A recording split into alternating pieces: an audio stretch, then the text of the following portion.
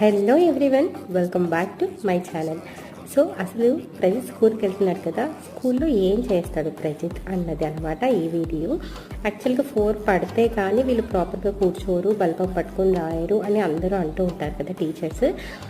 So first 4 లోపు మనం ఒకవేళ ప్రీ స్కూల్కి వేస్తే ఏం చేయించగలము అన్నది ఈ వీడియో అనమాట.